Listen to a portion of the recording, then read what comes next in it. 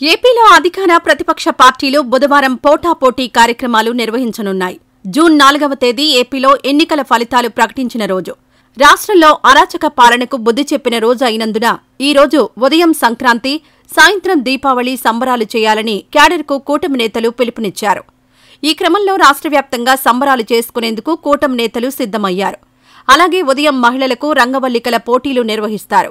సాయంత్రం టపాసుల మోతతో దీపావళి సంబరాలు జరుపుకుంటారు. 2019 నుంచి 2024 వరకు వైసీపీ పాలనను ఓర్పుతో భరించిన ప్రజలు 2024 అసెంబ్లీ ఎన్నికల్లో ఓటుతో వైసీపీకి బుద్ధి చెప్పారు.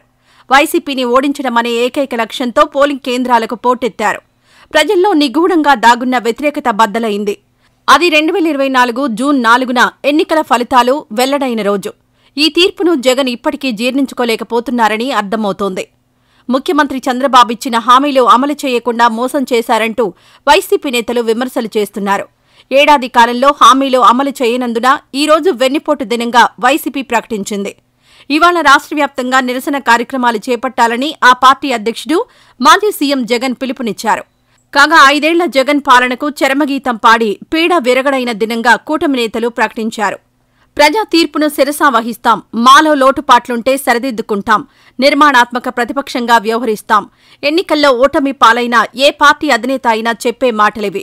కానీ వైసీపీ అధ్యక్షుడు వైఎస్ జగన్ తీరే వేరు. గత ఏడాది ఎన్నికల ఫలితాలు వెలువడిన జూన్ 4ను ఆయన వెన్నుపోటు దినంగా జరుపుకోవాలంటూ పిలుపునిచ్చారు. తీర్పు చెప్పిన ప్రజలను వెన్నుపోటుదారులుగా చిత్రీకరిస్తున్నారు. ఇది ప్రజా తీర్పును అపహాస్యం చేయడమేనని ప్రజాస్వామ్యవాదులు పేర్కొంటున్నారు.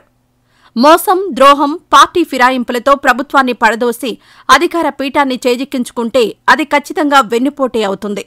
కానీ ప్రజాభిప్రాయాన్ని వెన్నుపోటుగా పేర్కొనడం వైసీపీకే చెల్లింది.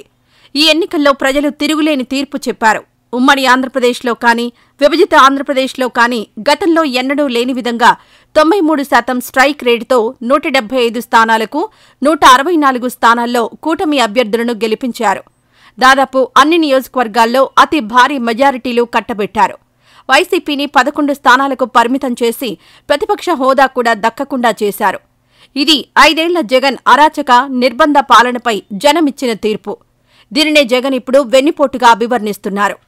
ఈ వీడియో నచ్చితే లైక్ చేయండి. అలాగే మా ఛానల్ ని ఫస్ట్ టైం కనుక చూస్తున్నట్టయితే ఇప్పుడే సబ్స్క్రైబ్ చేసుకుని పక్కనే ఉన్న గంట సింబల్ ని యాక్టివేట్ చేసుకోండి. అప్పుడే మేము పెట్టే ప్రతి వీడియో మీకు నోటిఫికేషన్ గా వస్తుంది. అలాగే ఈ వీడియో పూర్తిగా చూసినందుకు ధన్యవాదాలు.